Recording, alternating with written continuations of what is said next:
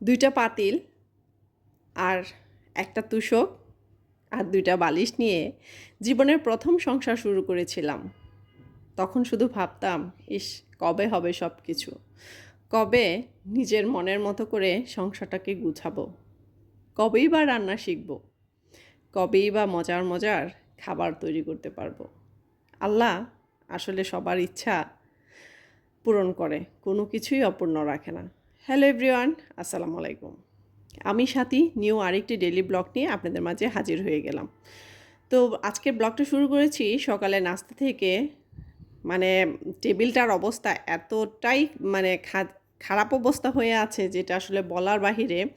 অনেকদিন যাবৎ আসলে ভাবতেছিলাম যে একটু গোছগাছ করব, পয় পরিষ্কার করব। আর এত বাতাস থাকে, বাতাসে ধুলাতে মানে দরজা জানালা আটকেও রাখা যায় না। আটকালে মনে হয় যে ঘর একেবারে গরম হয়ে যায়। আবার যদি খুলে রাখি সেক্ষেত্রেও দেখা যায় ধুলাতে একেবারে অবস্থা খারাপ। তো আসলে ভিডিও শুরুতে যেটা বলতে নিয়েছিলাম যে মাত্র 2টা পাতিল নিয়ে আর একটা তোশক নিয়ে আসলে সংসার লাইফ শুরু করেছিলাম। তো আলহামদুলিল্লাহ টুকটুক করতে করতে সংসারের সব কিছুই আসলে এখন পরিপূর্ণ। যদিও মানুষের পূর্ণতা বলতে কোনো কিছুই নাই। মানুষের যত থাকে তার থেকে আরেকটু চাহিদা বাড়ে। ইস এটা যদি যখন কাঠের টেবিল থাকে তখন মানুষ চিন্তা করে কাচের হলে চিন্তা করে মার্বেলের। মানুষের আসলে চিন্তার চাহিদার কোনো শেষ নেই। তারপরে যতটুকু আল্লাহ পাক দিয়েছে আলহামদুলিল্লাহ, আমি অনেক খুশি তাতেই। আর এই যে এই সোফার টি টেবিলটাও একটা কুশনের ম্যাট দিয়ে গ্লাসটা পরিষ্কার করে নিলাম। তো ঘরের কাজকর্ম করতে করতে এমনিতেই অনেক দেরি হয়ে গেছে। আর আমার বাসায় যেহেতু মানে প্রায়ই দেখেন আপনারা মাছ ভাজি করি, তো এটা আমার বাসায় খুবই পছন্দ করে। আরেকটা কথা, তো ওই যে বলছিলাম না যে কবে আসলে রান্না করব, মানে সব কিছু পারবো। তো আমার ক্ষেত্রেও সেটা হয়েছিল যে আমি যখন একা সংসার শুরু করেছি তখন অনেক রান্নাই আমি পারতাম না। তো আমার আম্মাকে ফোন করে কিংবা ইউটিউব দেখে দেখে কিন্তু আমি রান্নাগুলা শিখেছি।